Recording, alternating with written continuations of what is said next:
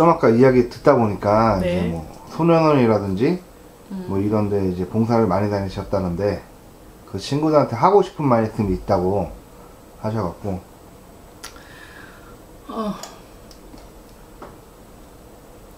이야기하셔도 돼요. 그래요? 네. 아니 피디님 갑자기 그 얘기를 하니까 네. 내가 이제 자꾸 감정이 벌써 한 얼추 20여 년 돼가고 한 17, 8년 됐는데 그 의왕의 고봉소년원이라고 있어요. 거기를 다니면서 한 16명 정도 되는 아들들하고 인연을 맺었어요.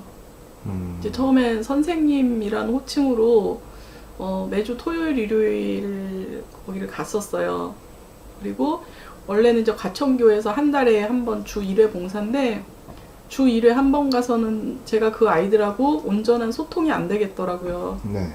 그래서 그 고봉소년원에 그거를 이제 맡아서 총괄 책임 운영하시는 그 교회 목사님이 계셨어요. 겨자씨 선교회 김일건 목사님이라고 목사님께 말씀을 드려서 저는 토요일, 일요일 주 2회 그 예배 드리는데 이제 참석을 하면서 그 아이들하고 이제 엄마 아들 인연을 맺어서 갔는데 아까 말씀드렸던 것처럼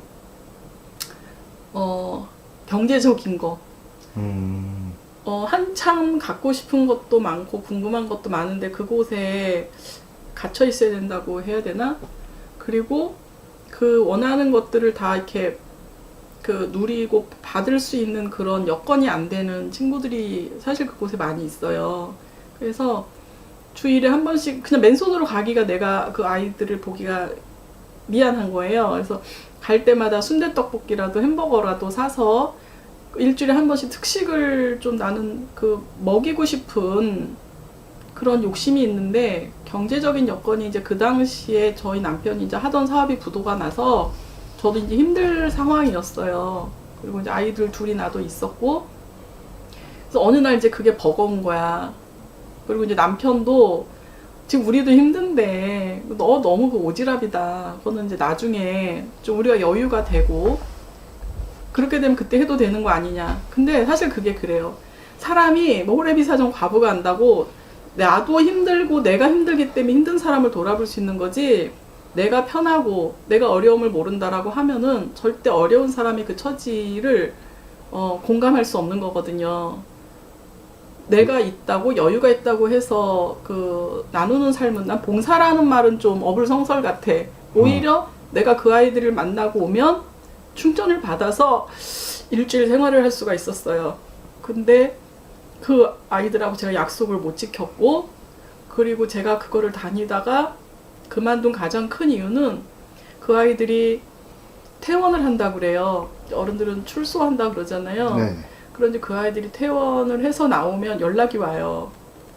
갈 데가 없어. 사실 그 애들 딱 나오면 이미 가정에서 문제가 있고 부모가 그 아이들을 방치했기 때문에 보호를 받지 못해서 그곳에 가 있는 거지 딱히 우리가 생각하는 것처럼 어마어마한 뭐 죄를 짓고 그곳에 가 있는 애들은 거의 없어요.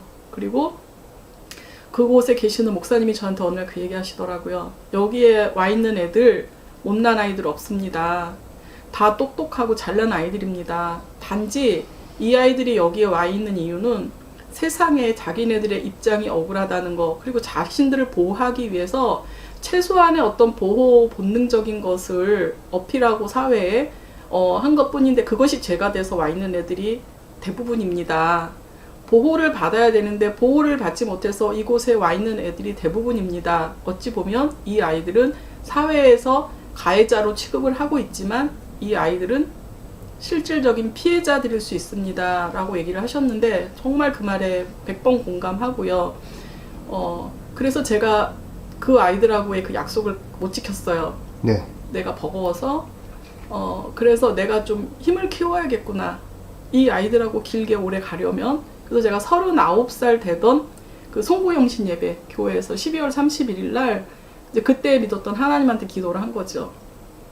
제가 내일이면 이제 40이 되는데 하고 싶은 일이 너무 많은데 제가 힘이 너무 없습니다. 제가 이제 40이 되면서부터는 힘을 좀 가질 수 있게 해주십시오. 저 아이들을 놓고 나오는 게 너무 가슴이 아픈데 돈이 있어야 제가 저 아이들과 함께 할 수 있습니다. 돈을 좀 벌게 해주세요. 그리고 권력도 좀 있어야 될 것 같습니다.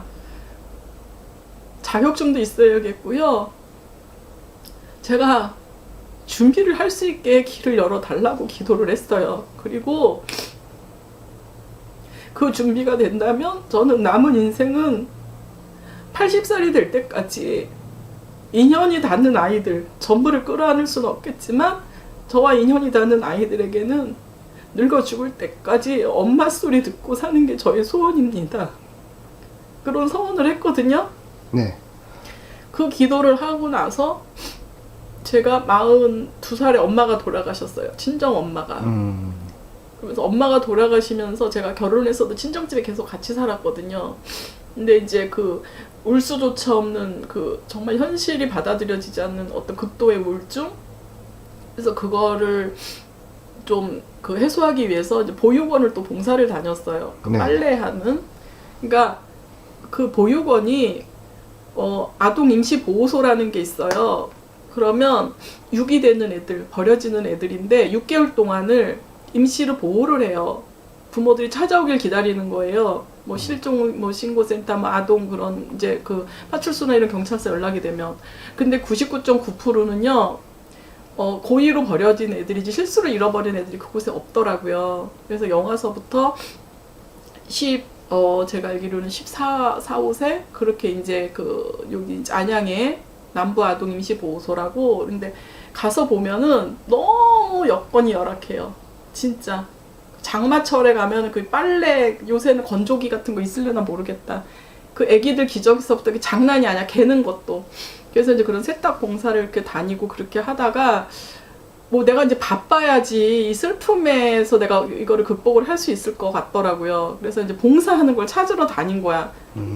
그러다가 이제 새마을이라는 봉사 단체하고 인연이 됐고, 근데 거기에서 이제 정치 쪽하고 연결이 된 거죠. 그래서 제가 이제 그때부터 그러면서 거기서 본 거야. 아, 이거를 이용하면 되겠구나. 이 정치인들과 봉사? 새마을 단체 들어가서 이게 뭔 봉사야? 이거는 정말 아니다. 그럼 여기에 그 쓰여지는 어떤 그 예산이라든지 그런 게 너무 많더라고요. 돈이. 네. 세금으로 지원되는 것들 있잖아요. 유관단체들. 이런 돈을 갖다 이 아이들을 위해서 좀 쓰면은 되겠구나. 그래서 저는 그 정치 쪽하고 그때 그 이제 아까 그 안땡땡 그 이제 의원님하고도 이제 그 보좌관님이죠. 얘기가 됐던 게 내가 만약에 여기 와서 그분들이 정치를 할 수 있는 데 있어서 미력 하나만 내가 도움이 될 수 있는 게 있다라고 한다면 최선을 다해서 도와드리겠다. 대신에 나는 정치 이런 쪽 관심 없다. 근데 제가 사실은 고봉소년원에서 이런 숙제를 하다 말고 온 아픔이 있다.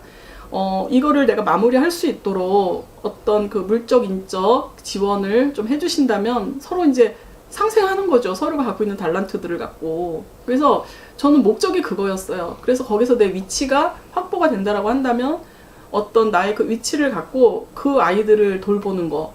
그리고 과천에 지금은 있는지 모르겠지만 이 과천이 뭐 문화도시고 무슨 도시고 막 그러잖아요. 정작 우리 아이들이 문제를 일으켰을 때 이 아이들이 가서 쉴 수 있는 쉼터, 이 아이들을 위해서 어떤 그 제공이 된 어떤 그런 안식처라고 해야 되나? 그런 것조차 하나가 없어요, 과천에. 그러니까 과천에서 관내에서 만약에 청소년들이 문제를 일으키게 되면 근처에 있는 군포나 안양으로 가야 되는 그런 시스템이 전혀 되어 있지 않아요. 그래서 저는 과천에서 그런 일을 하고 싶었던 거지 궁극적으로 정치를 하고 싶었던 건 아니에요. 그래서 혹시라도 이런 요새 이제 이런 유튜브 같은 것들이 많이 만연이 돼 있잖아요. 그때 그 당시에 그 아들들 네. 이름을 다 기억은 못 하는데 내가 그 편지를 갖다 주면 늘 답장을 써줬던 승환이, 그리고 정말 가슴 아픈데 선우, 정말 미안하고 내가 끝까지 약속을 못 지킨 거 정말 미안해. 근데 내가 사정이 있어서 나도 그때 너무 힘들었기 때문에 그래서 그런 거지, 마음에서는 너희들을 한 번도 버린 적이 없었고 마지막 인사도 제대로 하지 못하고 그렇게 너희들과 이별 아닌 이별을 해서 너희들은 어쩌면 또 한 번 버림을 받았다는 배신감에 아파했을 수도 있는데 너희들을 정말 버린 게 아니라 정말 내가 너무 힘들었기 때문에 그랬던 거고 정말 미안해. 언젠가 내가 준비가 되면 어떠한 방법으로든 너희들이 나한테 줬던 그 편지 하나도 안 버리고 아직까지도 내가 다 보관하고 있거든. 그래서 내가 좀 뭔가 준비가 된다라고 한다면 꼭 책을 써서 그곳에 있는 너희들이 사실은 정말 이 세상에 뭐 사회 악처럼 뭐처럼 사람들은 취급을 하지만 어느 누구보다도 순수하고 그리고 너희들이 정말 보호받아야 함에도 보호받지 못했던 피해자들이라는 거 그거를 좀 세상에 알리고 싶은 그 역할은 내가 꼭 하고 싶어. 그 역할, 그 약속은 내가 꼭 지킬게. 혹시 이 영상을 볼 수도 있어요, 선생님. 보고 뭐 연락 와서 이제 찾아오면 뭐 반갑게 맞아주시면 네. 되니까 마음 아파하지 마시고 울지 네, 마세요. 마음이 아프네요. 아무튼 저도 이제 듣다 보니까 울컥해서